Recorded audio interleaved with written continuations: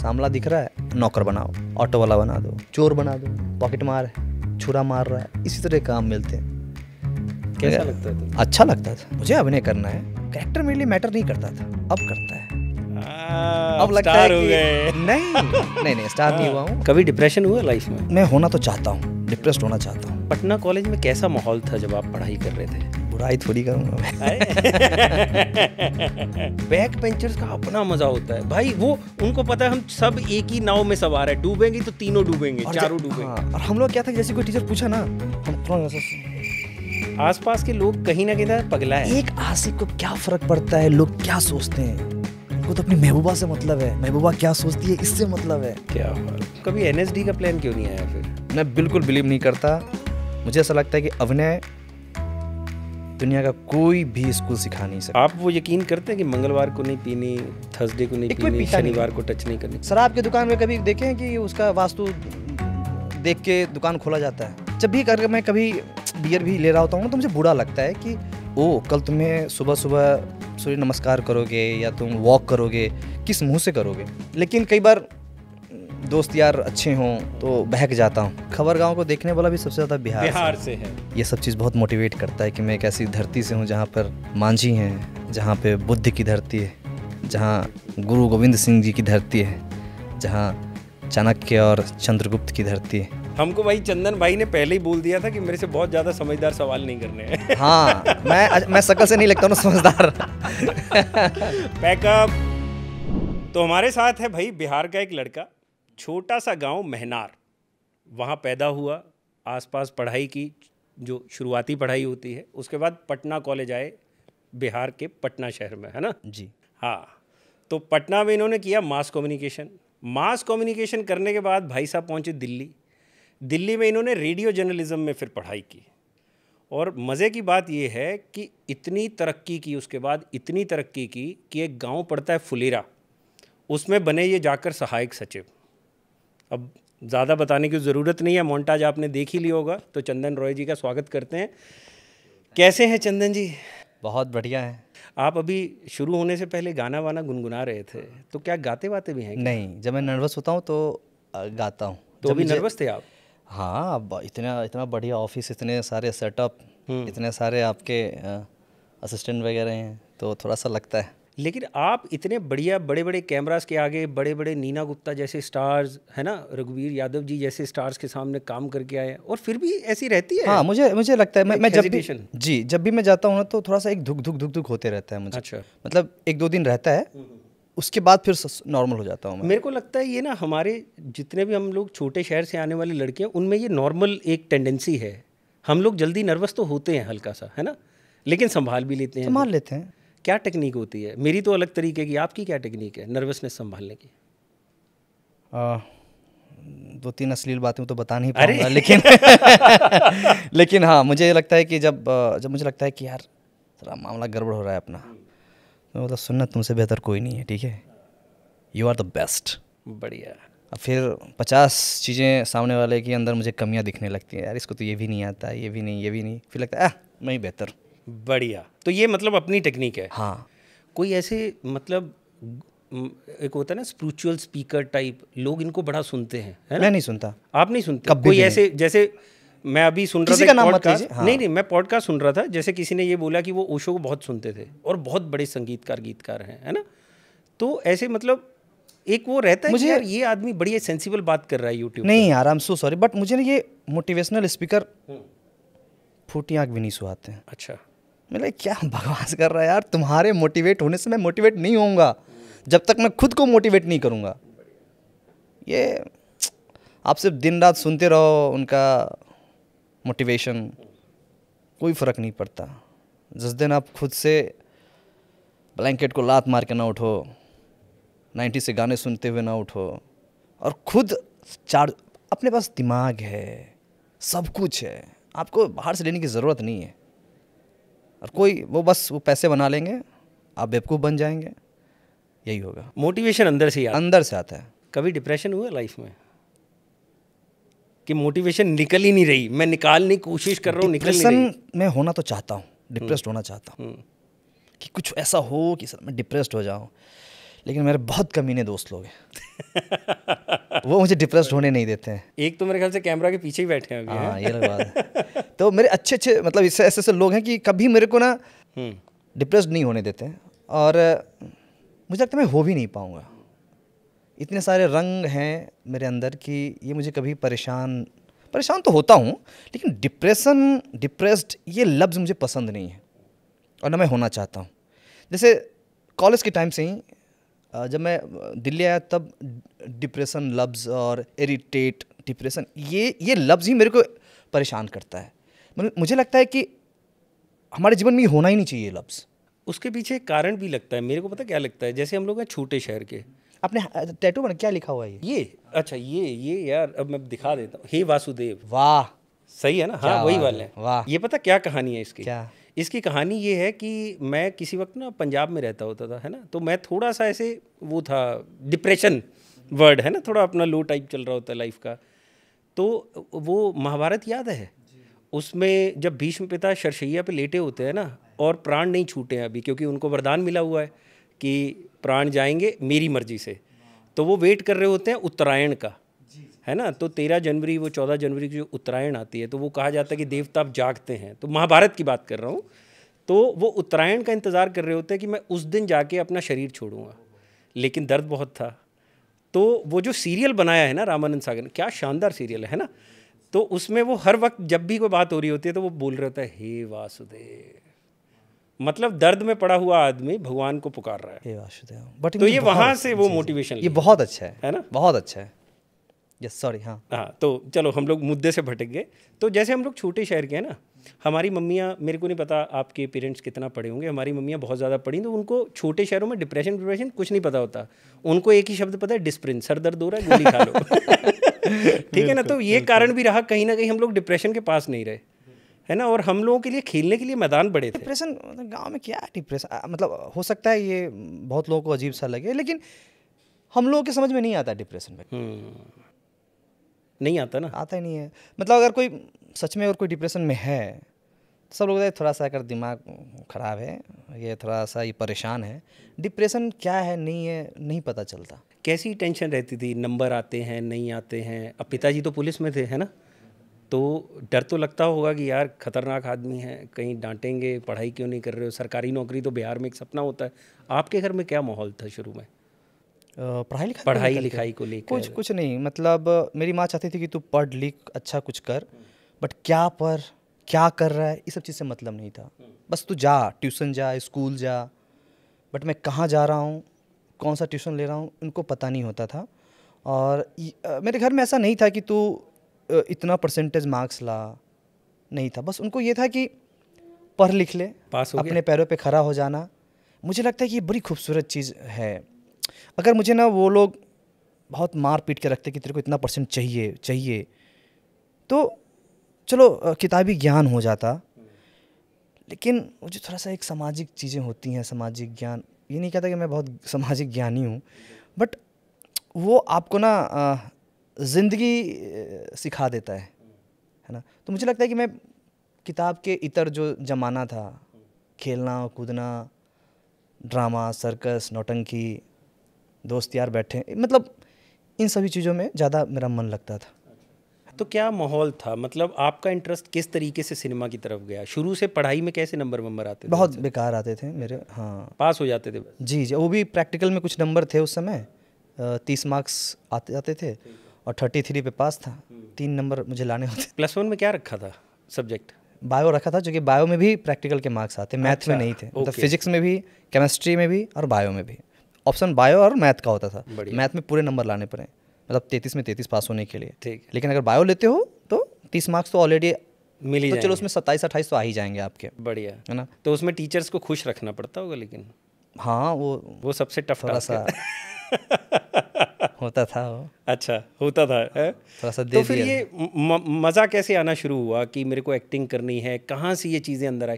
घर में भाई बहन है कोई? जी। कितने भाई? मैं 2 भाई, मतलब इंक्लूडिंग मी, और 2 बहनें। 2 बहनें? जी। तो आप कौन से नंबर वाले हैं? मैं सबसे बड़ा हूँ। सबसे? अच्छा, सबसे बड़े हैं। तो घर में कोई बहन या भाई ऐसा जो बहुत बढ़िया नंबर लाता हो? मेरा भाई बहुत अच्छा था पढ़ाई में। अब तो वो जॉब कर रहा है, लेकिन गाँव में बहन भी पढ़ाई लिखाई में सही थी, बट मुझे ऐसा लगता है कि बहन को थोड़ा और जितना हम लोगों मौका को मिलना चाहिए था। जितना हम लोगों को मिला कि भाई तू प्राइवेट स्कूल में जा, बहनें मेरी गवर्नमेंट स्कूल में जाती थी। ये डिस्क्रिमिनेशन तो है हमारी सोसाइटी में, ठीक है ना। और मैं कहूँगा कि हम लोगों को एक्सेप्ट कर लेना चाहिए कि थोड़ा यूपी बिहार में ये ज़्यादा भी है ना। बिल्कुल। तो ऐसा क्यों है वहाँ, क्या कारण है? और आपको क्या लगता है जब आप अपनी बहन की तरफ आज के टाइम में देखते हैं कि यार इनको मौका नहीं मिला, अगर मिला होता तो ये पता नहीं कलेक्टर लग जाते? बिल्कुल मतलब ये सब चीज़ तो लगता ही है, और थोड़ा ये भी बुरा लगता है कि शादी भी बहुत जल्दी मेरी बहनों की हो गई, और मुझे ऐसा लगता है कि काश इसको और भी थोड़ा और मौका मिलता पढ़ाई को लेकर के और चीज़ों को लेकर के। लेकिन आज मेरी बहन खुद का एक शोरूम चलाती हैं अंबाला में, और अंबाला हरियाणा? जी जी अरे वहीं वाह, उनकी शादी हुई है। अच्छा। और दूसरी बहन अभी टीचर में है। तो मुझे बहुत अच्छा लगा कि चल एटलीस्ट अपने पैर पे खड़ी है दोनों। और मुझे अच्छा लगता है जब कोई लड़की अपनी ज़रूरतों के लिए, छोटी छोटी चीज़ों के लिए खुद कैपेबल हो, मतलब ना कि अपने हस्बैंड और पिता पे हो, तो अच्छा लगता है मुझे। लेकिन ये सोसाइटी ऐसी है तो है कि लड़कियों के अंडर काम नहीं करना चाहती। आपको लगता है ये अभी भी नहीं बदला है? नहीं, वो मुझे दिमाग तो अभी मुझे तो सोसाइटी अच्छा में लगता है वो। यार। मेरे मतलब क्यों लड़कियों के अंदर क्यों नहीं काम करना चाहिए? मतलब ये एक नॉर्मल धारणा बन गई है जिससे मेरे को भी चिढ़ है। मतलब वो लगता है कि पता नहीं क्यों है ये वो कौन से लोग हैं, लेकिन मुझे बहुत मज़ा आता है। पढ़ाई के लिए हम लोग कहीं ना कहीं हाथ खींच लेते हैं, हमारी सोसाइटी लड़कियों की पढ़ाई के लिए। और जैसे अगर पिता के पास पैसा कम होगा तो वो कोशिश करेगा बेटे को पढ़ाएं, बेटी को नहीं पढ़ाएंगे। आज भी ऐसी फैमिलीज़ होंगी बिहार में जो कहीं ना कहीं चाहती भी होंगी, लेकिन फिर भी उनके पास ऑप्शन एक का है, तो वो एक पढ़ाएंगे तो बेटा ही पढ़ाएंगे, बेटी को नहीं पढ़ाएंगे। तो ये संघर्ष अभी भी बिहार की सोसाइटी में कितना दिखता है आपको? जुड़े तो होंगे अभी भी आप उस एरिया के साथ जहाँ से आते हैं। जी जी जी जी माता पिता वहीं रहते हैं? हाँ जी हाँ जी। कैसा है वहाँ पे अभी भी माहौल आपके अब गाँव तो मुझे लगता है कि काफ़ी बदल चुका है अब, क्योंकि ये कहानी 20-22 साल पहले की है जो मैं ऐसा, लेकिन अब वो बिहार है नहीं जिस बिहार की आप बात कर रहे हैं। अब मुझे लगता है कि वहाँ की लड़कियाँ भी प्राइवेट स्कूल में जा रही हैं, माँ बाप भी, क्योंकि वो पीढ़ी थोड़ी सी थी पीछे, है ना। बट अब लड़का लड़की सब लोग, भाई बहन सब एक साथ एक टिफ़िन बॉक्स लेके जाते हैं, लंच में खाना खाते हैं एक साथ। तो अभी है, थोड़ा चेंज हो गया है। मतलब है सोसाइटी में चेंज आया है धीरे हाँ धीरे। जी हाँ जी, बट चीज़ें पूरी तरह से नहीं बदली हैं, वक्त लगेगा, और वक्त लगने में बहुत सारी लड़कियां पिस जाएंगी, बट हाँ चेंज हो रहा है। अच्छा, आप पटना कॉलेज से पढ़े हैं, है ना? तो पटना कॉलेज में कैसा माहौल था जब आप पढ़ाई कर रहे थे? बुराई थोड़ी करूँगा मैं अरे बट अच्छा था, चूँकि अच्छा इसलिए था कि सर देखो, छोटे से गांव से उठ के आया था पटना, बिल्कुल। और वहाँ पे पूरे बिहार से बच्चे आए हुए थे, और हम BMC था मेरा, बैचलर ऑफ मास कॉम, और तरह तरह के बच्चे, और हम बहुत मौज मस्ती करते थे। खाने का कंपटीशन हो जाता है कई बार कि कौन कितना पूरी खा रहा है। अच्छा। ऐसी से हर के, वॉलीबॉल चल रहा है, क्रिकेट चल रहा है, फिल्में बहुत देखता था, तो बड़ा अच्छा माहौल था।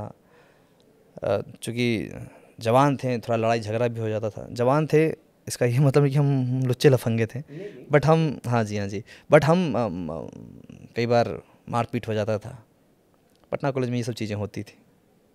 पटना कॉलेज में तो सुने बम भी बनता था, कभी बनाए? ना, मतलब कभी नहीं सीखा? नहीं। अरे मैं गया था अभी कुंभ के दौरान प्रयागराज, है ना, इलाहाबाद, जिसके बारे में है ना, फैज़ल मलिक उधर के ही है, आपके प्लाचा। तो मैं जब वहाँ गया तो मैं यूनिवर्सिटी में गया, तो वहाँ पे यूनिवर्सिटी में कुछ महानुभाव मिले मेरे को, और बढ़िया पढ़े लिखे वकील टाइप लड़के अच्छी प्रैक्टिस कर रहे हैं, और शाम में हमारा बैठना हुआ उनके साथ, ठीक है ना।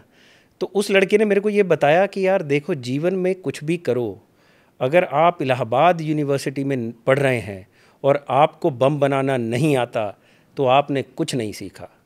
तो पटना कॉलेज में वैसा कुछ नहीं था क्या? मेरे सीनियर ऐसा कहते थे कि अगर आप हॉस्टल लाइफ में जी लिए, जहाँ पे 60, 70, 100, 120 बच्चे हैं, और फर्स्ट ईयर में हम मतलब बड़ा सा रूम रहता था, हम 4 बच्चे रहते थे, फिर सेकेंड ईयर में 2 और थर्ड ईयर में सिंगल सिंगल मिलता था। तो अगर आप 3 साल वहाँ गुजार लिए ना तो जीवन में कहीं भी आप रह सकते हो, ऐसा हमारे सीनियर कहते थे। और ऐसा मैं महसूस भी करता हूँ अभी, मैं किसी के साथ भी रह सकता हूँ। मतलब भले आप मेरे विचार से बहुत अलग हैं, आप कुछ भी करें, मुझे कोई फ़र्क नहीं पड़ता, क्योंकि मुझे ना मतलब हॉस्टल लाइफ सिखा देता है एडजस्ट करना। उस वक्त रैगिंग होती थी? क्या हुआ था जब गए थे? नहीं नहीं, मज़ा तो आएगा, बताना तो पड़ेगा। मतलब जैसे हॉस्टल में डे 1 था, मुझे रैगिंग के बारे में कुछ पता नहीं था, तो रूम नंबर शायद 11 था, तो मैं वहाँ पे था और एक प्रमोद पहले से ऑलरेडी आए हुए थे, तो उनको रूल रेगुलेशन बता दिया गया था कि भैया मिलेंगे तो सर झुका के गुड मॉर्निंग भैया, गुड आफ्टरनून भैया, गुड इवनिंग भैया, ये सब करना होता है सीनियर्स को। भैया जब हैंड पंप पे हों, नल पे हों, तो वहाँ नहीं, पीछे रहना है। भैया जब पेपर स्टैंड पे हों तो वहाँ खड़ा नहीं रहना है। अच्छी अच्छी बातें। और भैया की गर्लफ्रेंड अगर भैया किसी लड़की के साथ हैं तो नमस्ते भाभी कहना है, चाहे किसी भी लड़की के साथ हो। तो ये सब अच्छी अच्छी बातें वो लोग बताते थे। और सारे भैया का नाम याद रखना है, ये सब मुझे प्रमोद बाबू बताते थे। और मतलब आपकी ट्रेनिंग पक्की हो रखी थी कि कैसे करना है काम। लेकिन रैगिंग तो फिर भी हुई होगी ना, वो तो दस्तूर हो गया ना। हाँ कि भाई मतलब बताओ, हिंदी में पूरा अपना परिचय बताओ, प्योर हिंदी में अपना परिचय बताना है। तो बताते थे, कहीं गलती से इंग्लिश कुछ निकल गया तो राउंड मारिए पूरा। तो फिर हम 2:30-3 बजे रात में फील्ड के राउंड मार रहे हैं। बट हो सकता है ये विवादित चीज़ हो, बट मुझे लगता है उसने बहुत खोला मुझे। मैं एक डरा सहमा लड़का था, 1 2 3 4 क्लास हुए मतलब रैगिंग के, फिर उसके बाद एकदम इसलिए कि हाँ पूछ जो पूछना है। मैं हर सवाल के लिए तैयार हो गया था, ऐसा लगता था, है ना। तो हो सकता है ये बहुत अजीब लगे आपको सुनने में, लेकिन एक लड़का जो एकदम गांव देहात का है, डरा हुआ है, सहमा हुआ है, उन लोगों ने मुझे थोड़ा बोल्ड बना दिया। ट्रेनिंग अच्छी हुई मतलब पटना कॉलेज में। तो फिर एक तरफ सोचो, बिहार का एक छोटा सा गांव, वहाँ से आप पहुँचे पहले राजधानी सीधा, वहाँ पटना कॉलेज में भी चलो आपकी कुछ ट्रेनिंग हुई। उसके बाद अचानक से जब आप दिल्ली पहुँचे तो आपको क्या परिवर्तन लगा वहाँ से सीधा यहाँ पहुँच के? एक तो आया था और उस समय मेट्रो देख के मुझे थोड़ा सा लगा, बाप मेट्रो अपने आप दरवाज़ा खुल रहा है। मुझे हमेशा एक चीज़ मेरे दिमाग में अभी भी वो साउंड आता है कि नेक्स्ट स्टेशन हौज खास, दरवाजे बाईं तरफ खुलेंगी। क्योंकि हम आईएमसी जाते थे तो हमें वहीं उतरना होता था, हौज खास 50 रुपये लेता था और पहुँचाता था आईएमसी। तो गए वहाँ और नया जगह, ऐसा लगा कि बाप रे, एक से एक लड़का लड़की, ऐसा लगता था सब मुझसे बेहतर है, हमको तो कुछ नहीं आता है, ऐसा महसूस करता था मैं। और बस एक सूटकेस उठा के आया था, क्या होगा नहीं होगा कुछ भी समझ में नहीं आ रहा था। और सब लोग बहुत साउंडेड थे, थोड़ा बेवकूफ़ भी फील करता था मैं। क्लास में सबसे पीछे बैठता था, ये बाबू साहब ऋतुराज बैठे हुए हैं सामने, तो ये लोग आगे बैठते थे। अच्छा, ये लोग मतलब आसपास में ऐसे फुल खूबसूरत लड़कियाँ वगैरह, तो इन लोगों के पास कॉन्फिडेंस रहता था कि बात करना है, और हमें फंबल होने लगता था किसी से बातचीत करने में भी। तो ये सब चीज़ें थी चूँकि समझ में आता कैसे बातचीत की जाए या कैसे खुद को प्रेजेंट करें, है ना। तो ये सब चीज़ें थी जब मैं आया था दिल्ली। बट समझते समझते कब आईएमसी ख़त्म हो गया पता ही नहीं चला। कैसी लाइफ है आईएमसी की? अच्छी थी।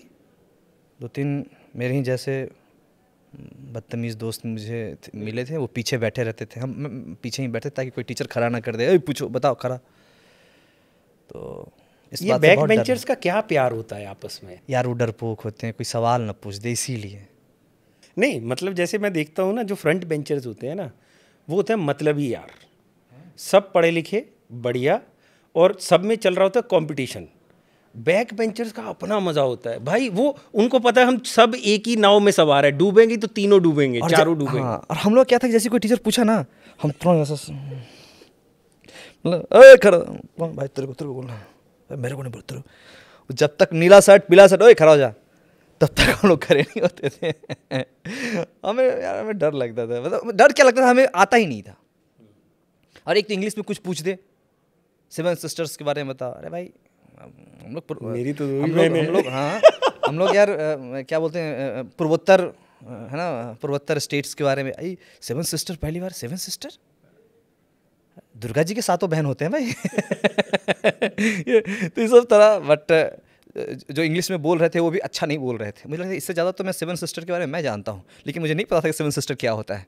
मैं पूर्वोत्तर के जो राज्य हैं उनके बारे में जानता था। लेकिन कहीं ना कहीं आपको लगता है कि यार आदमी अच्छी अंग्रेज़ी बोल लेता है तो उसका जितना भी अज्ञानता होती है वो छुप जाती है ना।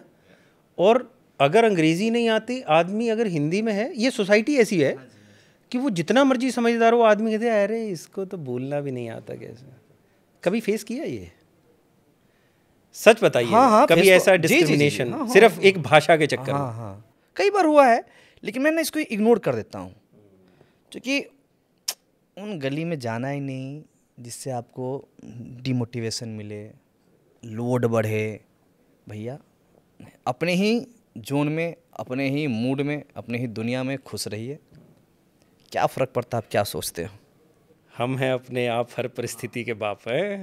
क्या बात है, मुझे ये सब चीज़ों का कभी फ़र्क ही नहीं पड़ा। ठीक है, मतलब बढ़िया रहा टाइम। हाँ जी, हाँ जी। अच्छा, अब एक चीज़ जो है वो है आपके करियर को लेकर, कहाँ से शुरुआत हुई? मतलब पहला ऐसा कौन सा नाटक देख लिए जिससे लगा कि यार नहीं, मेरे को तो यही करना है?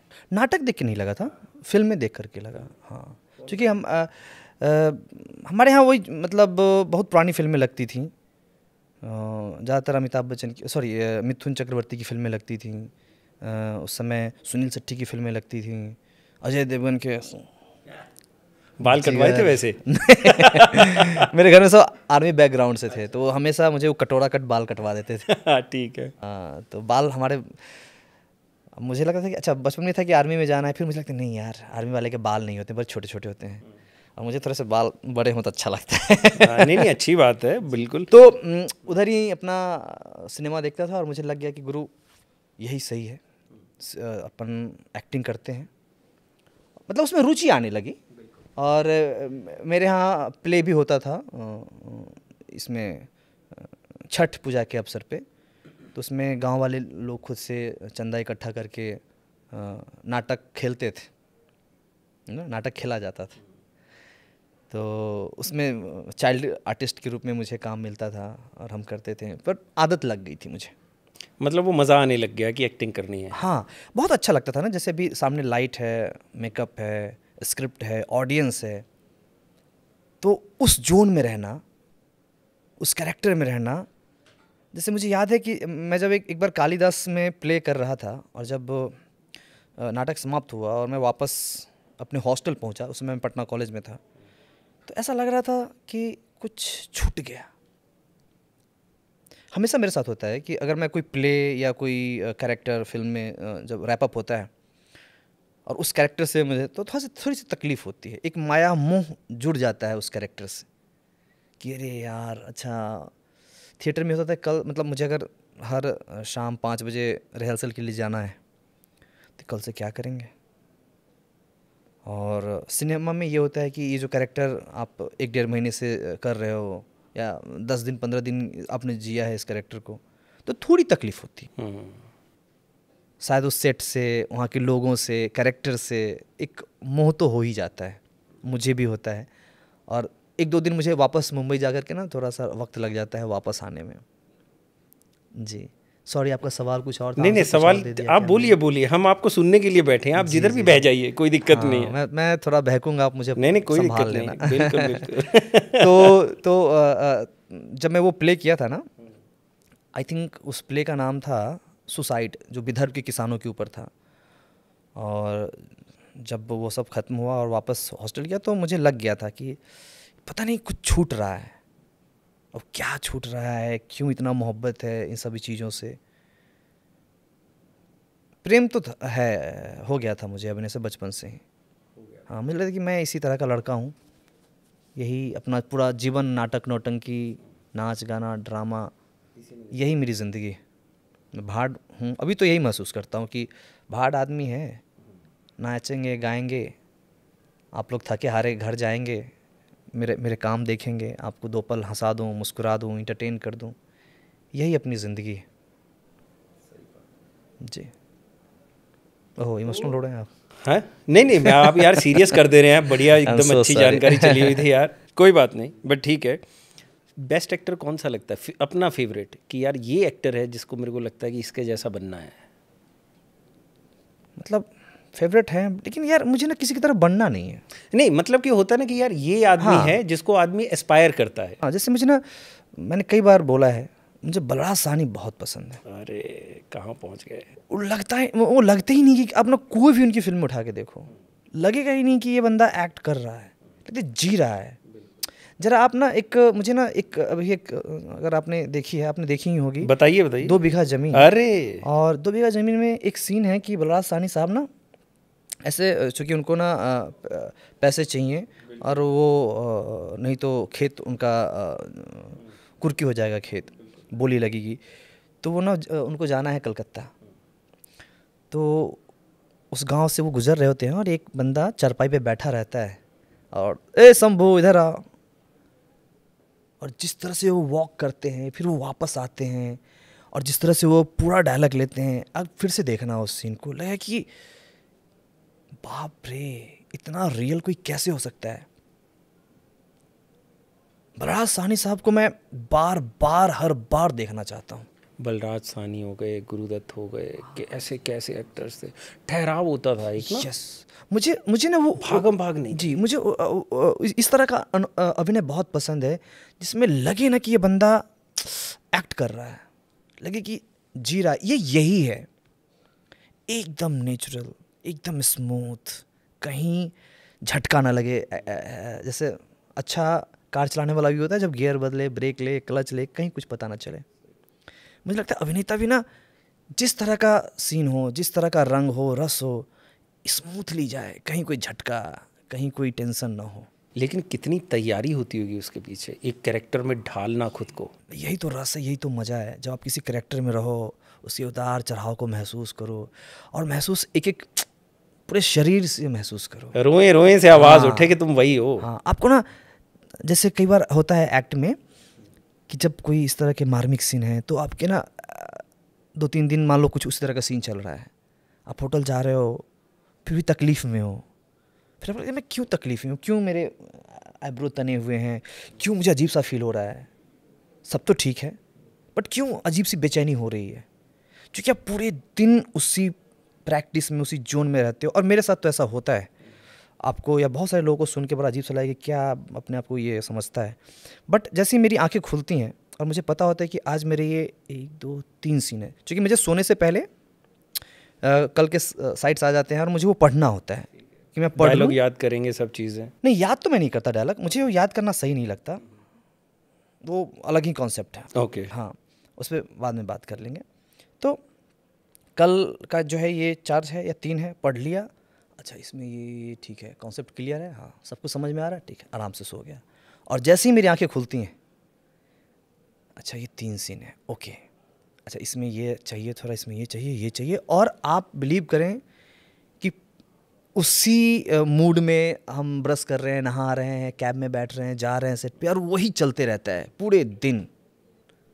मज़ा आता है, मतलब क्या कैसे बताऊं कि उस पूरे संसार में रहना, उस यूनिवर्स में रहना जो एकदम झूठा है, काल्पनिक है, लेकिन वो उस पल मुझे बहुत सच्चा लगता है।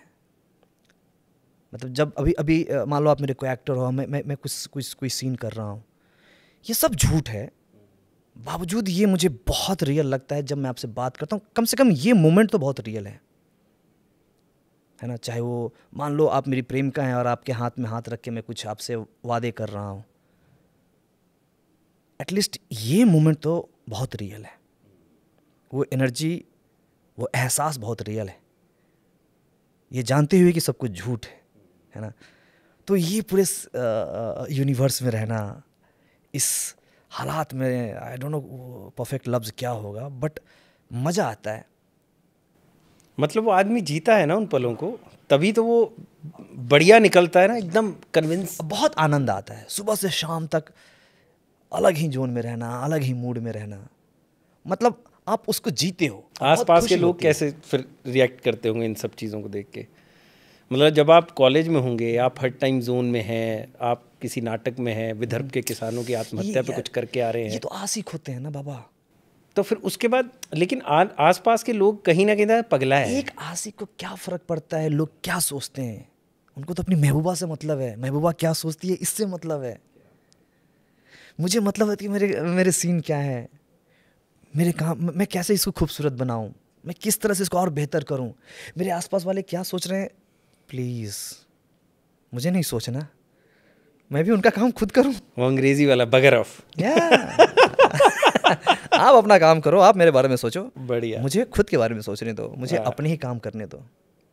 या लेकिन हाँ, अपने बहुत खूबसूरत चीज़ है यार, मैं इसको एंजॉय करता हूँ।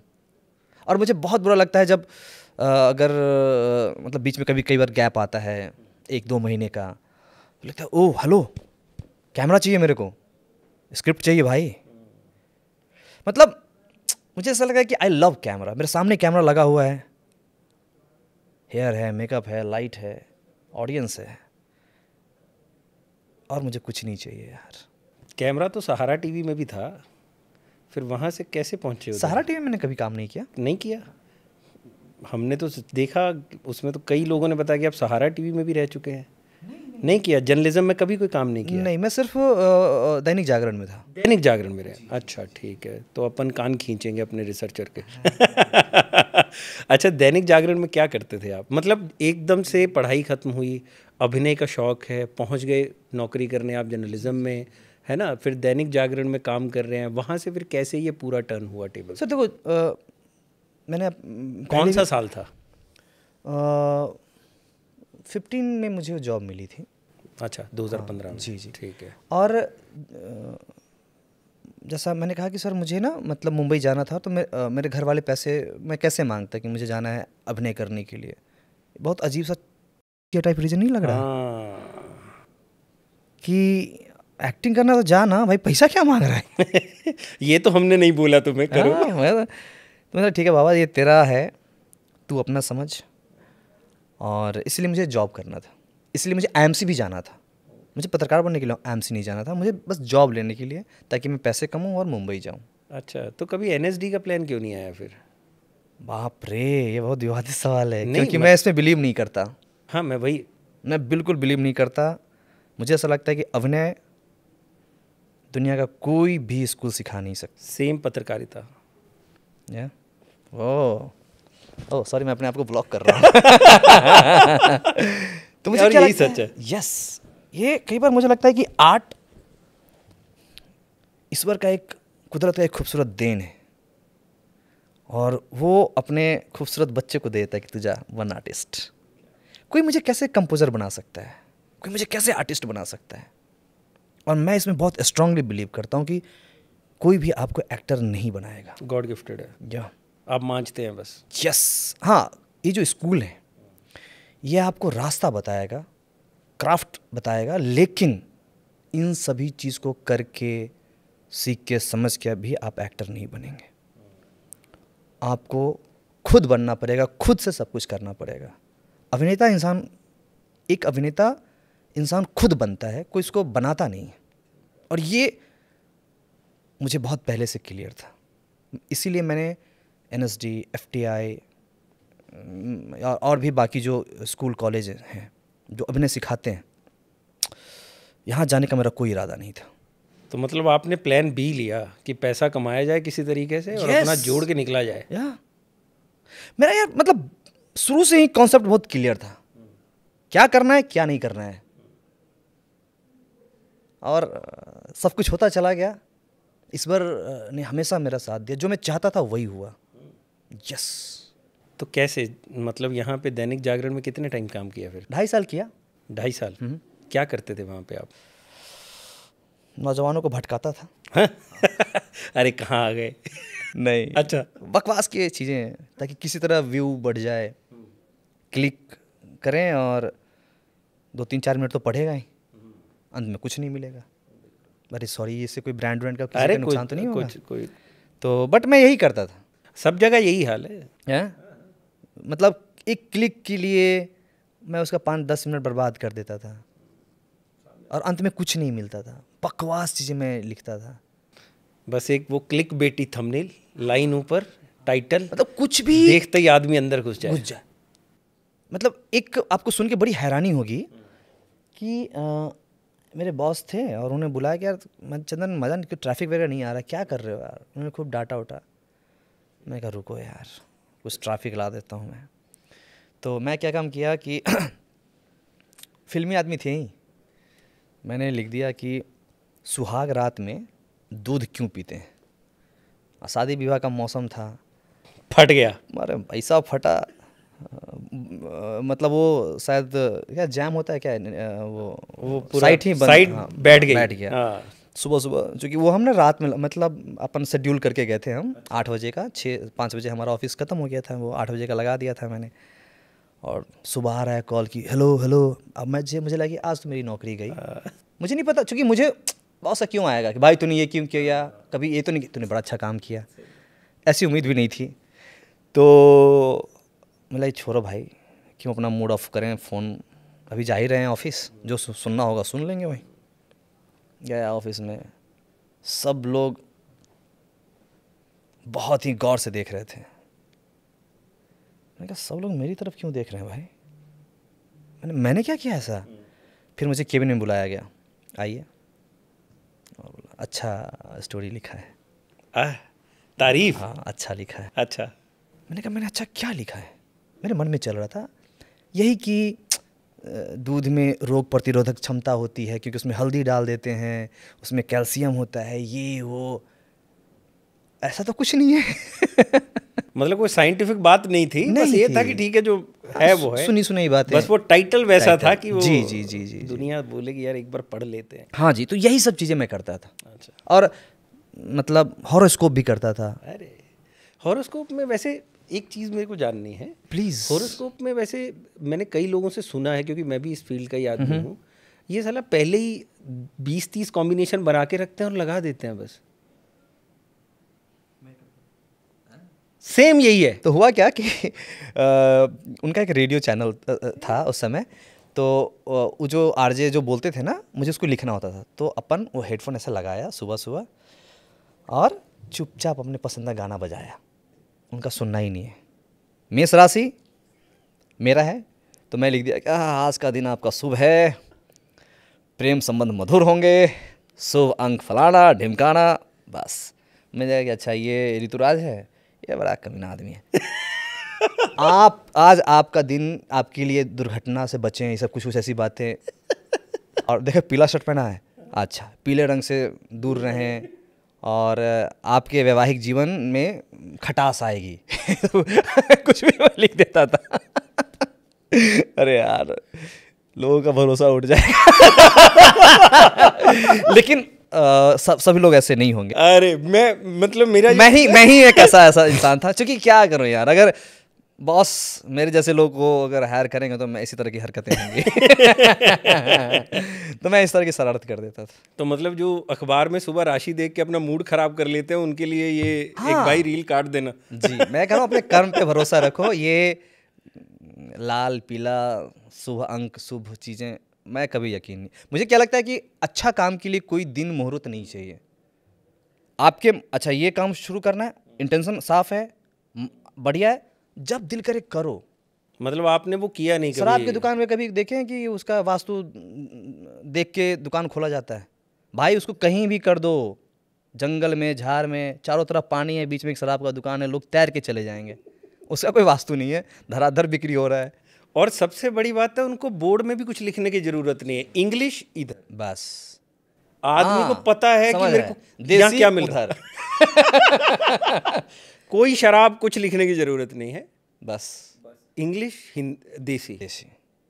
तो शुभ काम के लिए कोई दिन मुहूर्त, मैं ये सब चीज़ पे तो नहीं, मुझे लगता है कि अपना मेहनत अपना कर्म पे यकीन कीजिए। वैसे हम लोग बहुत प्रमोट नहीं करते हैं शराब दारू को, इट्स इंजूरियस टू हेल्थ। अच्छा, थोड़ा बहुत मैं मुंबई जाकर के, मैं सॉरी बीच में, हाँ थोड़ा बहुत मैं मुंबई जाकर के लक पे भी यकीन करने लगा हूँ। हाँ, क्योंकि मुझसे बाप रे इतने बेहतर बेहतर आर्टिस्ट, बहुत टैलेंटेड, लेकिन तो मुझे लगता है कि शायद डेस्टिनी मैटर्स हाँ जी हाँ जी हाँ जी, थोड़ा सा है या कि कभी कभार लगता है कि यार हमको हाँ, परमात्मा ने सच में पूरी लाइन से निकाल के आगे खड़ा कर दिया ये कि चंदन जाओ तुम। Thank you. और क्या ही कर सकता हूँ, मुझे लगता है कि वो मेरा हम सबका बाप है वही, बिल्कुल। और कभी भी लड़खड़ाऊंगा तो संभाल लेंगे।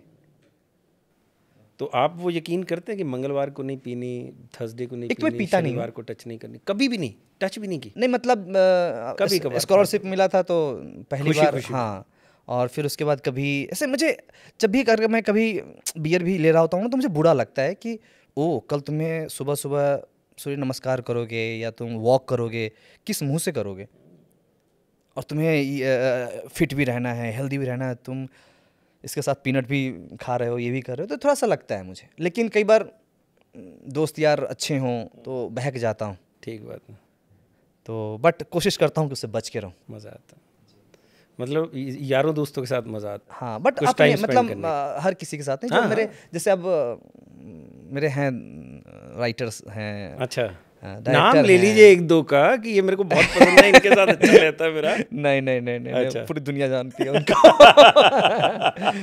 तो बढ़िया। बट हाँ, कभी कभी अच्छा माहौल होता है, अच्छी बातें होती हैं, तो चलो यार। ठीक बात है।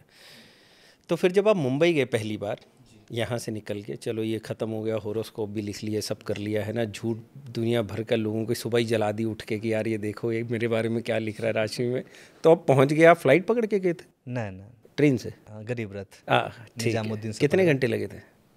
शाम में पकड़ा था, सुबह पहुंच गया। तो मतलब अब आप पहुँच गए मुंबई, हाँ जी। किसी को जानते थे, किसी के घर गए, कैसे काम मिला पहला, कौन सा पहला काम था, थोड़ा इस बारे में? बिल्कुल।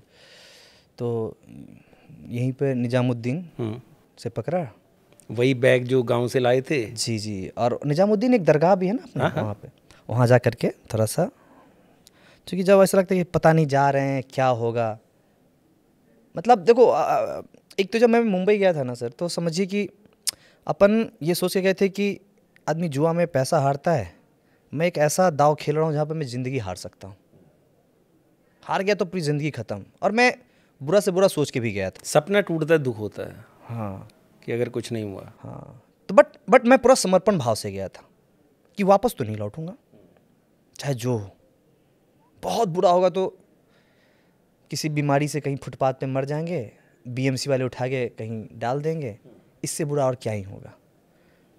बहुत थोड़ा सा बुरा ये लगेगा कि माँ बाप वही हैं तो उनसे मिल नहीं पाऊँगा, उनको देख नहीं पाऊँगा। लेकिन जब मैं मुंबई जाने के लिए तैयार था और मैंने किसी को बताया नहीं थी मैं मुंबई जा रहा हूँ, तो जब आखिरी मतलब उस समय वापस जब मैं गया बिहार एक तरह से फेयरवेल के लिए, तो अपने दादाजी को या माताजी को बहुत गौर से देखता था कि अब तो मुंबई जा रहे हैं, क्या पता फिर ये शक्ल ना देख पाऊँ।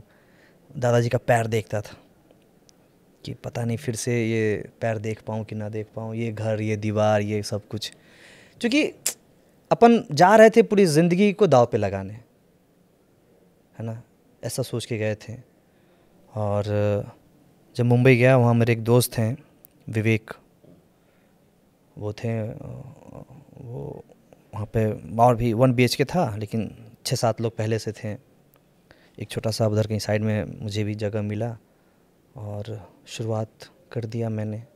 रोज़ ऑडिशन जाना, सुबह उठता चना मूंग स्प्राउट खा के और निकल जाता ऑडिशन के लिए। शाम जहाँ मतलब पसीने से भर गया तो कहीं ऑडिशन के लिए एसी लगा हुआ है तो वहाँ शर्ट सुखा लिया, थोड़ा मांगे पानी पी लिया, डीमार्ट वगैरह कहीं मिला वहाँ पेशाब कर लिया। अब पूरे दिन इसी तरह से चलते रहता था। शाम में वापस आकर के समुंदर किनारे थोड़ा सा बैठ लेता। समुंदर थोड़ा सा थेरेपी जैसा था मेरे लिए। चुपचाप बैठ जाइए, अथाह पानी है।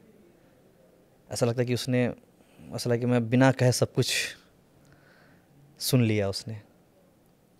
फिर वापस घर जाना, माँ से हेलो है, मतलब उतनी पहले उतनी बात भी नहीं होती थी, मुझे ऐसा लगता है। हाँ, क्योंकि इतना ना लोड रहता था, अब थोड़ी ज़्यादा बातचीत होती है। कौन सा साल था? 17 के एंड में गया था। अच्छा, 17 के एंड में। हाँ, क्योंकि मुझे ऐसा लगता है कि सही था वो टाइम, निकल गया मैं। नोटबंदी वाला। हाँ उस समय मैं इधर JNU में ही था। है यार, नोटबंदी हुई, क्या कर रहे थे तब? नोटबंदी में जॉब कर रहा था। हाँ? अचानक से नोटबंदी, और जेब में पैसे नहीं। फिर मतलब पैसे हैं लेकिन जो चाहिए वो है ही नहीं। मुझे याद है कि एक बार चूँकि मुनीरका में रहता था, तो JNU में ना एक ATM था KC के पास। तो सब बोला भाई उसमें सुबह सुबह आता है कैश। तो 3:30 बजे हम लोग निकल गए। सुबह 3:30? सुबह अब हम 5-6 लोग बचे हुए थे, तब तक कैश खत्म। अब बड़ा बुरा लगे मुझे कि यार मेरे पास पैसे हैं लेकिन अब हो नहीं रहे, मैं क्या करूं। मुझे याद है मैं एक दिन रोने लगा था। हाँ, अब हो सकता है कि अंदर से कुछ और प्रॉब्लम रहा हो, आई डोंट नो। मतलब मुझे लगा यार मेरे पास पैसे भी हैं, और मैं अपने दोस्त को फ़ोन कर रहा हूँ कि भाई मैं आ जाता हूँ सतलज, आज खाना खिला देना। मतलब अजीब था वो। बट मैं उसमें जागरण में था, तो उन्होंने ना सबको 2-2 हज़ार के नोट दिए थे, गुलाबी जैसा कैश। हाँ, वो ATM थी वहाँ पर पिन डाला सबको, पता नहीं कहाँ से लेके आ गए थे वो पूरे एम्प्लॉय को, जो जिसको पैसा चाहिए। वो पैसा किस काम का, कहीं जाओ कोई लेने के लिए तैयार नहीं। टूटे कैसे? ऐसा लगा पता नहीं क्या दे दिया हमको ये। तो फिर मुझे याद है उसको रेंट वाले को दिया था। लेकिन आज पीछे मुड़ के हम लोग देखते हैं तो यार क्या, हम लोगों ने नोटबंदी देखी, हम लोगों ने कोरोना देख लिया। बाप रे, कोरोना के दौरान तो हालत खराब हो गई यार। मुंबई में ही थे। और पहली बार हिम्मत करके घर एक रेंट पे लिया था। बाकी पहले डिपॉजिट कोई दे रहा है, ब्रोकरी कोई दे रहा है, अपन उसमें घुस जाते क्योंकि पैसे थे नहीं। तो पहली बार कोई घर लिया 19 के एंड में। वो भी दोस्त लोग से मांग के चलना थोड़ा सा। अगर आप डिपॉजिट दे रहे हो इसका मतलब आप घर के ऑनर टाइप जैसे फील आता बिल्कुल। तो कभी पैसे नहीं थे तो डिपॉजिट नहीं देता था। तो पहली बार मैं और एक और 2-3 लोग मिलके डिपॉजिट दिए और हमने रहना शुरू किया। पता चला फिर 2-3 महीने के बाद कोरोना आ गया, और सब कुछ छोड़ के सिर्फ अपना पासपोर्ट और बाकी कुछ ज़रूरी चीज़ें लेकर के सोचा कि यार इतना ना अजीब वीडियो आ रहा था। पता चला यार ऐसा मौत तो मैं डिज़र्व नहीं करता कि रूम में ही पड़ा मर जाऊँ, कोई बॉडी भी ना, मतलब सॉरी, पता नहीं क्या मैं सोच रहा था उस समय। तो मुझे लगा यार मरना ही है तो गांव में जाके मरेंगे, माँ बाप के सामने मरेंगे। आखिरी फ्लाइट थी और क्या दहशत था, पूरा ग्लव्स वगैरह पहन के 2-2 मास्क लगा के, और हमारे साथ 2-3 और डरपोक थे। मैंने कहा भाई कोई मत खांसी हो मत खांसना भाई। फिर वो उठा के ले मैंने कहा जो भी खांसना हो ना घुट घाट के रह जाना, खांसना मत। उसमें से एक लड़का था, संजीव राइटर है, माँ कसम जहाँ 5 आदमी देखे वहीं खांसी हो जाए उसको, तेरे चक्कर में हम सबको फ्लाइट से उतार देगा वो। ठीक है, सच में। और हम लोग समझिए कि बहुत डर के, ऐसा लगे कहीं से एक उधर से बुलेट आएगी हम मर जाएंगे। मतलब वो कोरोना एक बुलेट जैसा, कहीं डर लगता था, कहीं छूना नहीं कोई। हम लोग क्या काम किए थे, मतलब अजीब सा लगेगा पब्लिक को सुनने में, पता नहीं इंटरेस्टिंग है कि नहीं है, अरे बट हम लोगों से देखो हम लोग बाहर का कुछ खाएंगे नहीं, तो 2 दर्जन अंडे थे। हम सब लोग अंडे उबाल के अच्छे से घर में पूरा खा पी के, और पानी भी नहीं पीना है, एकदम बिहार तक ऐसे ही पहुंच जाना है बिना खाए पिए। और हम सब भाई साहब गए इसी तरह से, बिना किसी ज़्यादा बातचीत किए, हमेशा सैनिटाइज़र, हमेशा सब कुछ, इवन कि बेल्ट वगैरह जो खोल के रखते हैं उसमें। मैंने कहा बाप रे, बेल्टे में घुस गया क्या कोरोना यार इतना डर था। और किसी तरह लोग वहाँ पहुँचे बिहार, वहाँ देखे एयरपोर्ट पे उतरा, सब कुछ जाम, मतलब कुछ है ही नहीं, पुलिस अलग डंडा मार रही है सबको। जाएँ तो जैसे एक ट्रॉली, मतलब छोटा वाला, अभी गुरकाते हुए जाएँ क्या वहाँ 80 किलोमीटर कैसे जाएँ। और संयोग से एक भाई साहब मिल गए, ऑटो वाले थे, पता नहीं भंड थे क्या थे, बैठा लिए हम लोगों को। इशारा वही था, मैं सोचा यार बात कुछ और चल रही है, ये क्या ड्राई स्टेट था, पता नहीं कहाँ से उनको ठीक बट है। भंड थे, लेकिन मेरे लिए तो बेचारा उन्होंने हेल्प किया। 80 किलोमीटर छोड़ के आए? हाँ नहीं, उन्होंने पुल पे जाके छोड़ दिया। अच्छा, पुल पे फिर एक मेरा दोस्त था स्कूटी से, बिना हेलमेट का था, उसको पुलिस पकड़ ली। बड़ा दुख तकलीफ से पहुंचे गाँव। अरे फिर तब तक शाम हो गई थी, भूख लगी, फिर चिनिया केला खरीदा गया, और घर जाते जाते घर पे बाहर रही है, फिर दरवाज़ा पे ही नहाया गया। अच्छे से नहा के फिर अंदर गए हम लोग। तब तक पता नहीं दहशत के कारण या पता नहीं क्या हो गया, तो बॉडी अपने आप गर्म हो गई थी। अरे आप शुक्र मनाइए आप उसमें नहीं पकड़े गए जिसमें वो पूरा मार के पूरा नहला रहे थे सैनिटाइजर से लोगों को। आपके साथ हुआ? अरे देखा नहीं मैं वीडियोस आ रहे थे, बिहार से ही थे वो वीडियोस, यूपी बिहार के, कसम से भाई। आपको हर चीज बिहार से क्यों लगता है? अरे नहीं, मतलब विजुअल आया था, मतलब वो वहीं का लड़कियां पीछे है, वहाँ ऐसे बुरा हो रहा है तो बिहार का वीडियो होगा। मैं उसमें नहीं कह रहा हूँ, लेकिन विजुअल वहीं का था। मैं तो जर्नलिस्ट हूँ भाई, मेरे पास थे उस वक्त के वो वीडियोस आ रहे थे, हम लोग वही फाइल कर रहे थे। अभी आप बिहार जाइए, हर जगह चकाचक बिहार का बोर्ड लगा हुआ है, और एकदम चकाचक। बिल्कुल, आप जाएंगे कंफ्यूज हो जाएंगे, सिंगापुर में है कि पटना में? हाँ, सिंगापुर में है कि पटना में? देखा बिहारी भाई। तो एक तो आप लोग अपनी मानसिकता बदलिए बिहार को लेकर। अरे नहीं, हमारी बिल्कुल बदली हुई है। जितने भी लड़के हैं यहाँ पर सब बिहार से हैं, ठीक है ना, और बढ़िया काम करते हैं। हाँ, तो और मैं आपको बताता हूँ एज ए पंजाबी, आप ये ठीक है ना, एक फर्क बताता हूँ मैं आपको। आप कवर तो नहीं कर रहे हैं? अरे नहीं नहीं यार, क्या बात, ईमानदारी से मैं बताने लगा आपको। मैं हूँ पंजाब से, वहीं पला बड़ा, सब जगह वही चीजें की है ना। 10वें गुरु गोविंद सिंह जी। हाँ, 10वें गुरु गोविंद सिंह जी हमारे धरती से, पहले गुरु नानक, पटना साहिब। क्या बात है।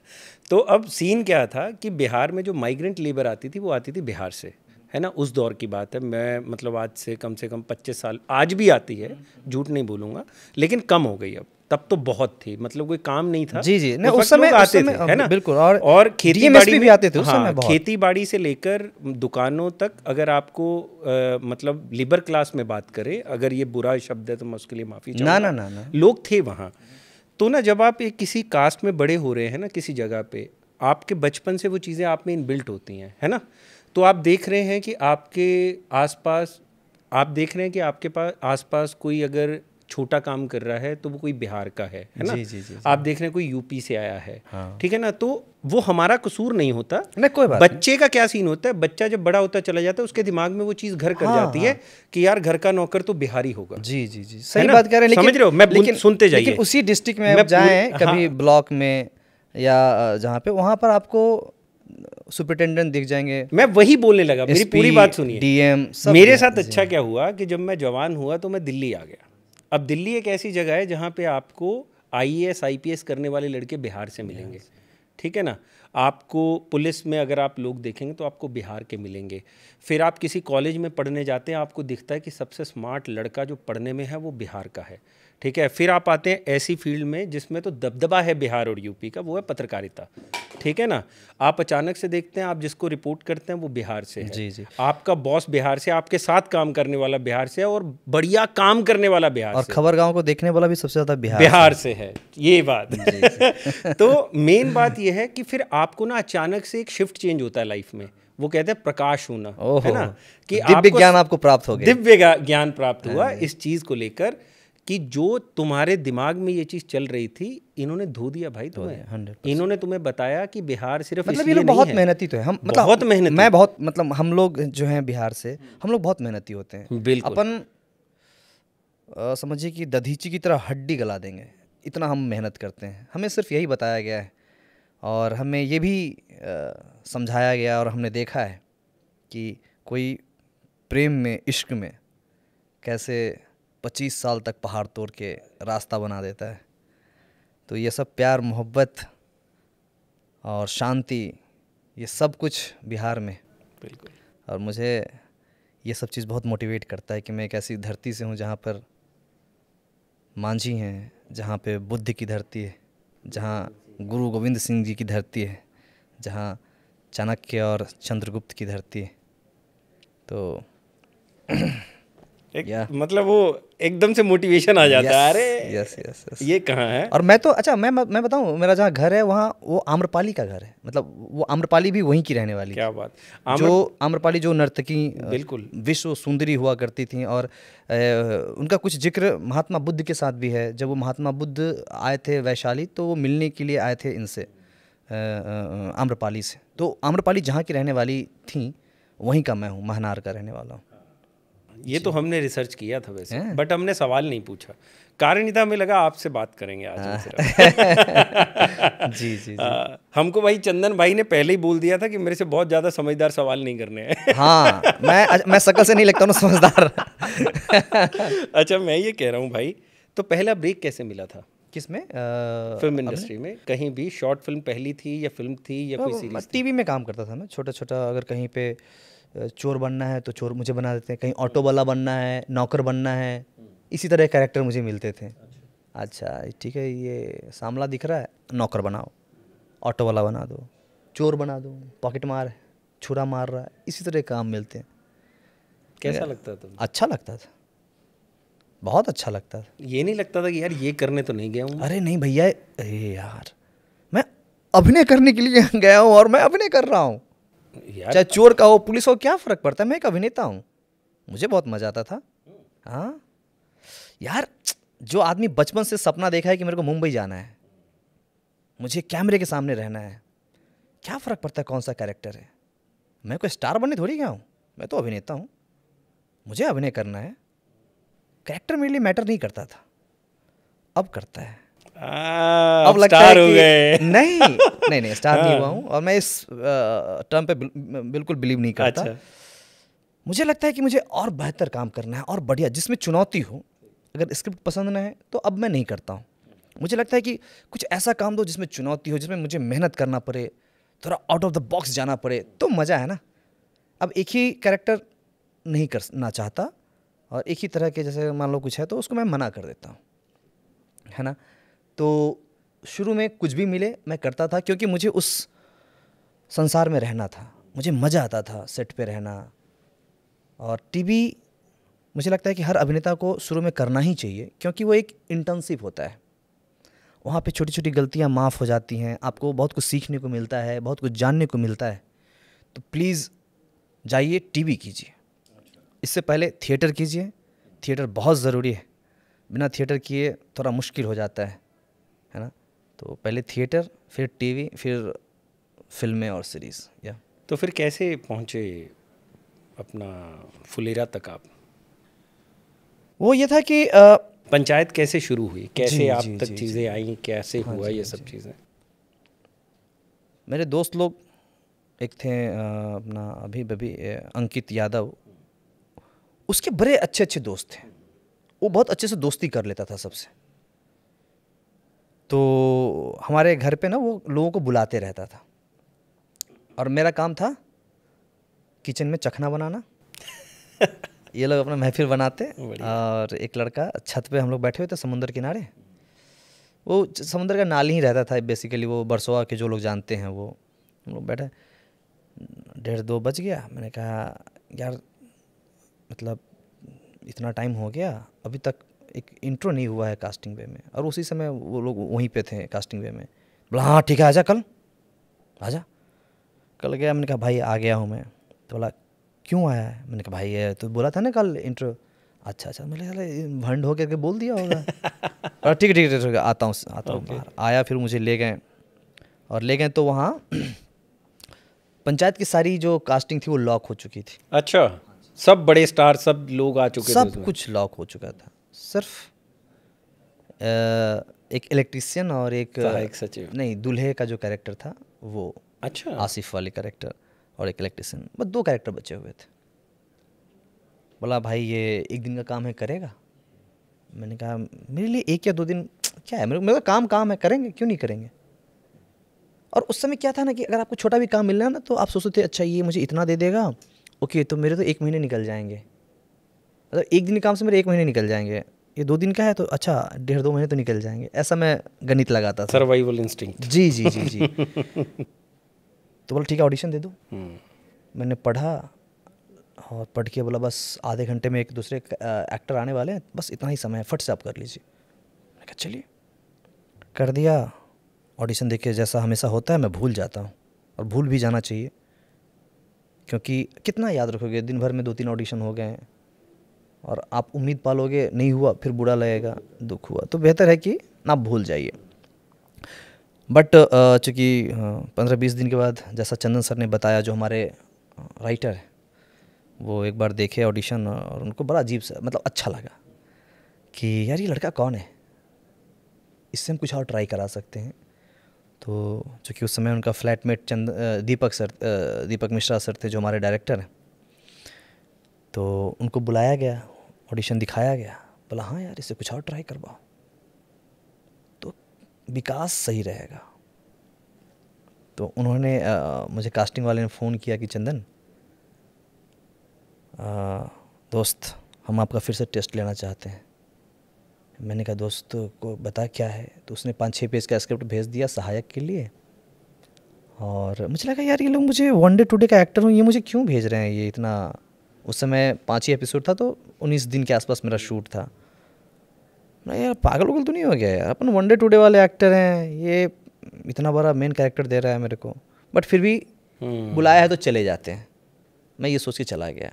ऑडिशन हुआ, संजीव बहुत अच्छा, वो उस समय वो कास्टिंग वे में थे, बहुत अच्छा ऑडिशन लिया उन्होंने मेरा, क्योंकि वो खुद भी बहुत कमाल के एक्टर हैं, NSD से पास आउट है। बड़ा अच्छा ऑडिशन लिया उन्होंने, और अगले ही दिन TVF से कॉल आ गया कि भाई राइटर और डायरेक्टर आपसे मिलना चाहते हैं।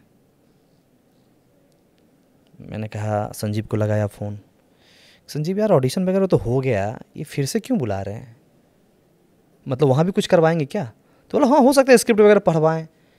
अब मुझे क्या था नहीं कि आप बोलोगे कुछ पढ़ो तो मैं फंबल वंबल हो जाएगा मुझसे यार, मुझे ना ऐसा थोड़ा सा हो जाता है कि कोई मेरे को जज कर रहा है, तो मैं थोड़ा डर के गया कि यार कुछ सीन न करवाए वहाँ पर फिर से। बट बिल्कुल एक बार हाय हेलो जैसा ही था वो, कि चलो चंदन करते हैं साथ में काम, और इस तरह से पंचायत मुझे मिला। तो दो दिन का रोल आपका 4 सीजन नहीं, एक दिन का, एक दिन का रोल जी 4 सीजन तक पहुंच गया। हाँ जी, हाँ। कितने सीजन है और भाई इसमें? अनाउंस तो हो गया सीजन 5। मैं वही पूछना चाह रहा हूँ कि इतना कैसे शूट कर रहे हैं, मतलब क्या आप लोगों का क्या विजन है इस चीज़ को लेकर कि इसके 6 सीजन बनाने हैं, 7 बनाने हैं, 8 बनाने हैं? देखिए 5 तक अभी देख रहे हैं, 4था अभी रिलीज हुआ है जी, और 5 बस बन रही है, और 5वां अनाउंस भी कर दिया आप लोगों ने। अच्छी बात है ना, चारों तरफ आप लोग को यही मतलब मार काट यही सब चीज़ें चल रही हैं, उसके बीच में पंचायत आ रहा है, जहाँ पे आप होली दिवाली रक्षाबंधन में पूरे घर के लोग इकट्ठा होते हैं और पंचायत देखते हैं। कम से कम एक साथ बैठ के पूरा फैमिली तो बैठा है ना पंचायत की वजह से, तो ये कितनी खूबसूरत चीज़ें हैं। और मैं तो कहता हूँ जब तक प्राइम और जब तक TVF चाहे बनाता रहे, अपने लिए नहीं ऑडियंस के लिए बनाता रहे, क्योंकि बहुत सारा प्यार मिलता है क्रिएटर्स को, और सब लोग एक साथ बैठते हैं, देखते हैं, एंजॉय करते हैं, तो बनते रहना चाहिए। कैसा था अनुभव जब पहली बार आप सेट पर गए पंचायत के? सामने लीना गुप्ता जी बैठी हैं, रघुवीर यादव जी बैठे हैं, फैज़ल मलिक बैठे हैं, प्रहलाद चा। जी। तो कैसा फील था उन लोगों को देख के कि यार डेस्टिनी ने देखो मेरे को कहाँ से उठा के कहाँ बैठा दिया एक झटके में? हाँ, नहीं मतलब ये तो वर्कशॉप पे ही ये सब चीज़ें क्लियर हो जाती हैं। वर्कशॉप इसीलिए रखा जाता है कि समझ याद है कि एक तो मैंने बहुत स्क्रिप्ट तैयारी करके गया था, तैयारी मतलब बहुत पढ़ के समझ के गया था, और इसके बावजूद भी जब सब लोग बैठे हुए थे तो मैं देख के भी नहीं पढ़ पा रहा था, थोड़ा फंबल हो रहा था मुझसे, पता नहीं क्या हो गया था। जबकि रघुवीर सर को मैं पहले से जानता था, मैंने उनके साथ वर्कशॉप वगैरह किया था, उनके यहाँ आना जाना था मेरा, बट फिर भी थोड़ी सी घबराहट थी और एक थोड़ा डर भी था मेरे अंदर कि इतने बड़े बड़े लोग के साथ मैं एकदम फ्रेश हूँ, एकदम नया हूँ, इन लोगों ने पता नहीं इनका सही डिसीजन है मुझे लेना या गलत है, पता नहीं सही है गलत है, बहुत सारी चीज़ें चल रही थी मेरे दिमाग में। तो मैं फंबल वगैरह कर रहा, और शाम के समय मेरा और जीतू सर का वर्कशॉप चल रहा था। मुदीत फर्स्ट एडी थे, उन्होंने मुझे बुलाया कि दीपक सर आपसे मिलना चाहते हैं। वहाँ से केबिन में आने तक मुझे लगा कि फिर से वनडे टूडे शुरू हो जाएगा, ये ज़रूर मुझे हटा देगा अब। ओके, तो मैं सोचा चल ठीक है, हटा देगा क्या है, फिर से अपना वही स्ट्रगल, वो तो कोई नहीं छीन रहा ना। गया, क्या हो गया तेरे को, क्या क्यों, क्या डर क्यों रहा है? नहीं सर डर तो नहीं रहे हैं, बट थोड़ा सा ना सब लोग थोड़े से बड़े बड़े हैं तो मुझे थोड़ी सी ना घबराहट। बट ऐसा नहीं कि मैं तैयारी नहीं कर रहा हूँ, मैंने बहुत अच्छे से पढ़े हैं, आप मुझे डायलॉग बताओगे मैं पेज नंबर बता दूंगा, ऐसी तैयारी है, बट थोड़ी सी हो रही है। तो उन्होंने वही जो एक वर्कशॉप में अपने जूनियर को समझा सकते हैं, थोड़े से उनका अंदाज थोड़ा अलग था समझाने का, वो मुझे बड़ा हेल्प किया। क्योंकि वो यंग हैं और बड़े कमाल के हमारे राइटर डायरेक्टर, उन्होंने कहा कि यार ये सब बड़ा एक्टर है, सब ठीक है, लेकिन वो सब अपने घर पे है, जब तू सेट पे है। अभी तू कहाँ बैठा था? मैंने कहा सर वो चेयर पे। बाकी लोग कहाँ बैठे थे? चेयर पे। तो तू बराबर है ना भाई, कौन तुमसे बड़ा है? बड़ा होगा कोई अपने घर का होगा, यहाँ पे सब बराबर हैं। जब सेट पे हो आप को एक्टर हो, ना तो कोई बड़ा है ना कोई छोटा है। जब आप सेट से बाहर जाएंगे, आपके बड़े हैं, रिस्पेक्ट करें, वो अलग चीज़ें हैं, लेकिन सेट पे हम को एक्टर हैं। और ये सब चीज़ मुझे बड़ा मोटिवेट किया। मुझे ये बहुत खूबसूरत वर्कशॉप था। और फिर उसके बाद वो दिन था सेट पे, फिर मैं कभी डरा नहीं, सहमा नहीं, फंबल नहीं किया। ठीक बात है। तो इस तरह से जर्नी शुरू हुई आपकी। जी सर, जी सर। फुलेरा कैसा है वैसे नॉर्मली भी? जैसा दिखता है वैसा ही है। वैसा ही है। तो वहाँ लोग तंग नहीं करते कि शूटिंग चल रही है आ गए और बीच में? वहाँ के लोगों का मतलब ही नहीं है। नहीं मतलब उनके लिए आप लोग स्टार नहीं हो? स्टार नहीं है, उनको ये लगता है यार मैं भी अपना काम कर रहा हूँ, खेत देख रहा हूँ, ट्रैक्टर ले रहा हूँ, बैल बकरी सब जा रहा है, ये भी अपना काम कर रहा है, मैं भी अपनी रोजी रोटी के लिए कर रहा हूँ, ये भी अपना रोजी रोटी के लिए कर रहा है। कोई तो ऐसा किस्सा होगा फनी कि मज़ा आया हो सेट पे, ये यार ऐसा हो गया था? बहुत सारी किस्से होते हैं, कोई एक, लेकिन ये थोड़ा सा मुश्किल होता है एक अभिनेता को ढूंढने के लिए, क्योंकि कई बार क्या होता है ना कि एक तो आप इतना ना इन्वॉल्व रहते हो, और मेरा ये सीन है, मुझे ये भाई काम करना है। कई बार जब आप हंस रहे होते हो ना सीन को देख करके, अपन लोग को हंसी नहीं आती। हम लोग उस तरह से उसमें रहते हैं इन्वॉल्व कि अपना काम करना है। आपको फ़नी लगेगा देखते हुए, या जब सेट पे होंगे तो आपको बहुत फ़नी और आप हंसेंगे, बट हमें हंसी नहीं आती। और यकीन मानिए थोड़ा मुश्किल तो है ढूंढना मेरे लिए। लेकिन अभी एक अचानक से मुझे याद आ रहा है कि जो आर्ट डायरेक्टर थे उन्होंने ना किसी गांव वाले का ना एक ताबा उठा लिया था जिस पर रोटी बनाते हैं, और सुबह से शाम तक वो सीन चला। मैं और जीतू सर का सीन था, कैमरा साइड में, और वो एक बूढ़ी औरत उधर से गाली देते हुए आ रही थी। मैंने लगा कोई ये मतलब क्राउड वगैरह है क्या, कुछ ऐसा इन्होंने शायद रखा होगा जूनियर आर्टिस्ट को। वो आई कैमरा और आर्टिस्ट के बीच से ऐसे जाती हैं घर में, तवा उठाती हैं और गाली देते हुए फिर चली जाती हैं। जो मुझे समझ में आ रहा था वो ये कि मेरा पोता सुबह से रोटी खाने के लिए हल्ला कर रहा है, इसने ले आया था तवा, सुबह से उसको भात खिला रही हूँ मैं। तो इतना मुझे अजीब सी हंसी आ रही थी यार, तो उन्होंने उसका तवा उठा लिया, उसका पोता बेचारा तो यही सब चीज़ें होती हैं गांव में, मज़ा आता है। आपका फेवरेट कैरेक्टर कौन सा है? अगर आप बोले कि पंचायत में यार ये कैरेक्टर मैं बेस्ट कर सकता था। एक तो चूँकि सीजन 4 तक किया हूँ तो मुझे लगता है यार विकास, मतलब पता नहीं क्यों मुझे विकास का कैरेक्टर अच्छा लगता है। और अपने मुंह में मिट्ठू नहीं बन रहा हूँ मुझे लगता है सच में मुझे विकास अच्छा लगता है। हाँ, अगर मैं भी पंचायत को दूर से देखूं एक बहुत ही ईमानदार दर्शक के रूप में, तो मुझे विकास पे बहुत प्यार आता है। लगता है यार अच्छा कैरेक्टर है, बहुत प्यारा है, बहुत लविंग है, हमेशा स्माइल रहता है, हर किसी के सुख दुख में रहता है, जोश है, जुनून है, अपनी बीवी से बहुत मोहब्बत है ना। तो यही सब चीज़ें हैं, मुझे विकास बहुत अच्छा लगता है। सीज़न 4 का जो बेस्ट सीन है वो मेरे को वो लगता है जब आप पैसा लौटाने प्रहलाद चा को जाते हैं। ओके। और जब वो पैसा आप देते हैं, आय हाय, और मेरे को लगता है कि उनसे इंटेंस आँखों से बात करने वाला एक्टर नहीं है। और जब वो मुड़ के आपकी ओर देखते हैं और आप जब पीछे की तरफ मुड़ जाते हैं और आपके आंखों में जो आंसू होते हैं, हाँ, आप अगर मैं क्लोजअप हो तो मेरी आंख में दिखेगा वो, लेकिन मैं बहुत इमोशनल हूँ वो सीन को लेकर। हाँ, मैं सच बताऊँ, मैंने 4 सीज़न देखे हैं, एक क्रिटिक के तौर पे भी बात करूँगा। मेरे को लगा कि इस बार वो मज़ा नहीं आया जो पहले था, क्योंकि ये पूरा जो सीज़न है ना, हम लोग पंचायत को इस तरीके से देखते हैं कि यार स्मूथली सब चल रहा है, लेकिन वो कहते हैं ना कि जैसे असली जीवन में चुनाव आ जाए तो सब हल्ला गुल्ला हो जाता है इधर उधर, वही चीज़ पंचायत में इस बार देखने को मिली। ये मेरा पर्सनल रिव्यू है, लेकिन आपके और प्रहलाद चा के उस सीन ने मेरे को जो दिया, तो मेरे को लगता है कि यार वैसे सीन हाँ वो करते हुए बहुत कम बनते हैं। वो करते हुए बहुत तकलीफ हुई थी, इमोशनल एकदम। और मैंने कहा ना कि चूँकि मैं ट्रेंड एक्टर नहीं हूँ, तो अगर मुझे तकलीफ वाले सीन होते तो मुझे तकलीफ देने होते हैं। अब पता नहीं ये कितना सही है कितना गलत है, क्योंकि मैंने जैसा कहा कि मैं ट्रेंड नहीं हूँ, तो सच में मुझे तकलीफ़ हुई थी और बहुत तकलीफ़ होती है इस तरह के सीन में, बार बार अपने आप को तकलीफ़ देना पड़ता है। और सिर्फ ये पीछे मुड़ के उनसे ये कहना कि खाना खाने आते रहिएगा, ऐसा लगता है किसी ने वो छुरा मार दिया दिल में। और इवन कि मुझे वो जब मैं खुशबू से बात कर रहा होता हूँ और मैं उसको बोलता हूँ कि ये एक लाइन मैंने ऐसे ही ऐड किया था उसमें कि ए खुशबू, तुमको अब हम ज़्यादा मानने लगे। ये लाइन मुझे बहुत अच्छा लगता है, क्योंकि जाहिर सी बात है इन लोगों का लव मैरिज तो था नहीं, अरेंज मैरिज ही है, और ये तब बोल रहा है जब इसकी बीवी प्रेग्नेंट है।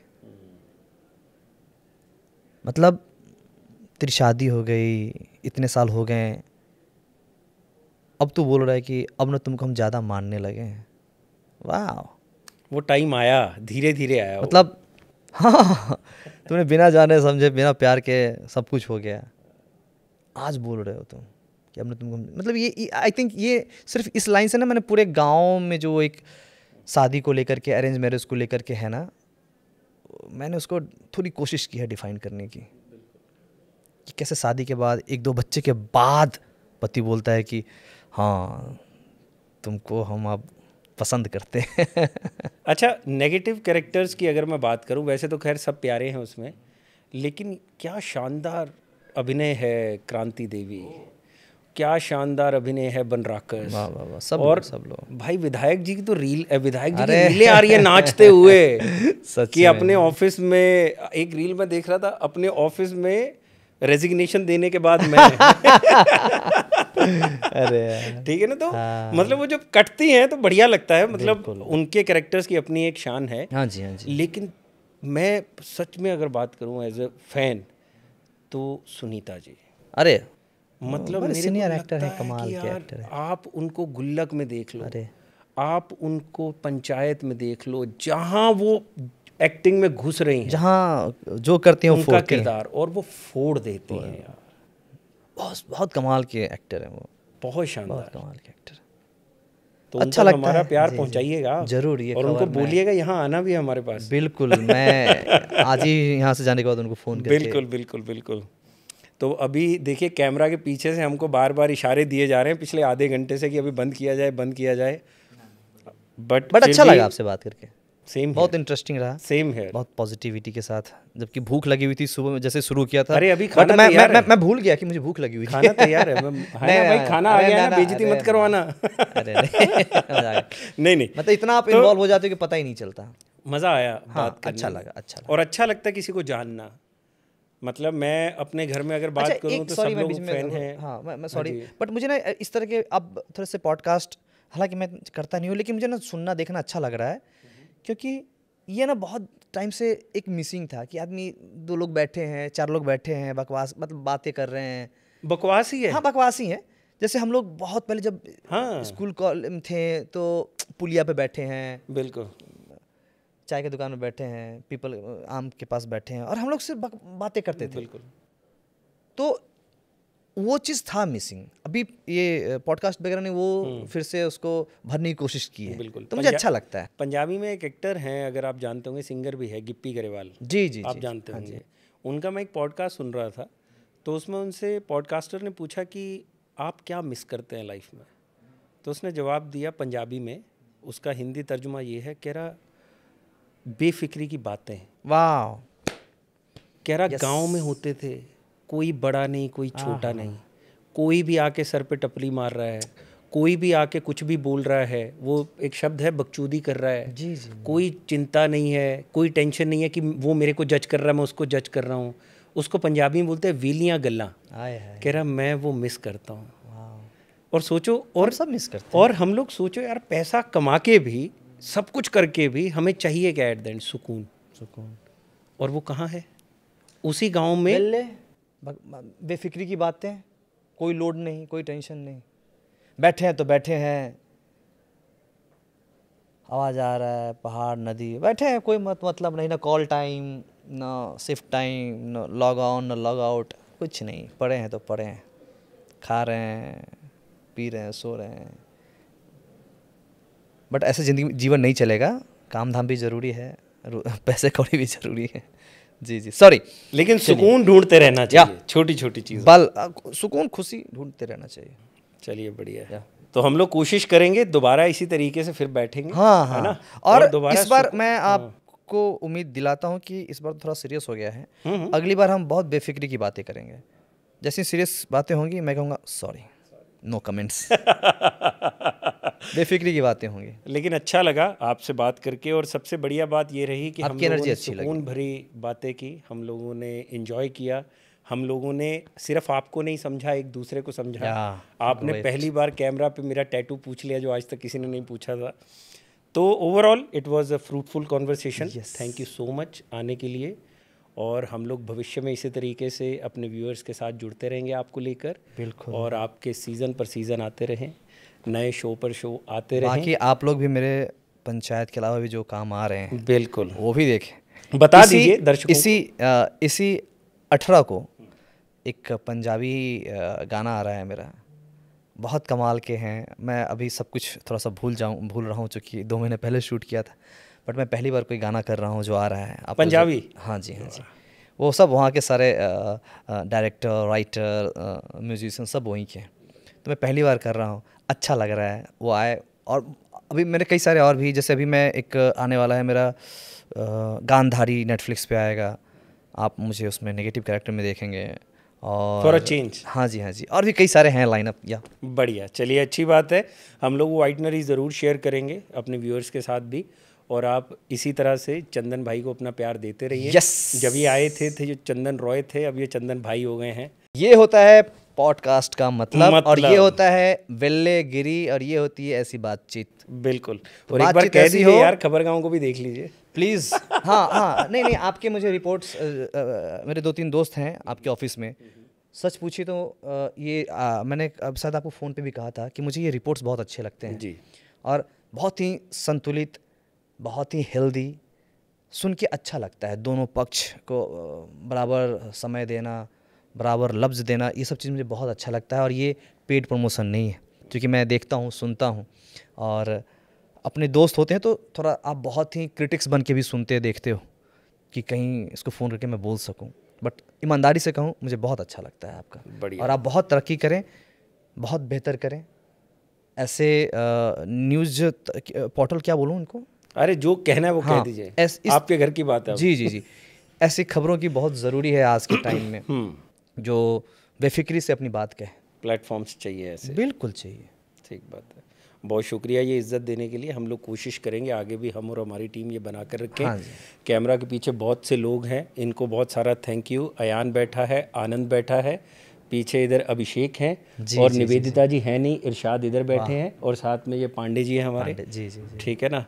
तो हमारी कोशिश रहती है कि हर आदमी का पता होना चाहिए कौन इसमें है। नहीं, बहुत सही, है ना? बहुत सही। तो ये लड़के बहुत शानदार है हमारे। बिल्कुल बिल्कुल, शानदार, जानदार। और इससे पहले उधर से कोई अब आए, चप्पल चले कि भाई बंद कर दो, हो गया आपके दोस्त को कहीं जाना है। नहीं, जी जी। तो आप कर दीजिए पैकअप अब। थैंक यू सो मच, मुझे बहुत अच्छा लगा खबर गांव में आकर के, और आपसे बात करके बेफिक्री से बातचीत हुई। थोड़ी और बेफिक्री होनी चाहिए, वो अगली बार हम कोशिश करेंगे जब हम दूसरे फिल्म और सीरीज़ के प्रमोशन पे आएंगे। और वादा करता हूँ मैं आऊँगा, इसलिए आऊँगा कि इस दफ्तर में बहुत सारे मेरे दोस्त हैं और बहुत अच्छा वाइब है। सच में आपसे बात करके मुझे अच्छा लगा। सेम हियर, इसीलिए आऊँगा, बार बार आऊँगा मैं। शुक्रिया, थैंक यू सो मच। आप सब खबर गाँव देखिए, सुनिए, अच्छा लगे तो अच्छा बताइए, बुरा लगे तो बुरा बताइए, ताकि लोग और सुधार करें और दिन रात मेहनत करें। शुक्रिया। पैकअप।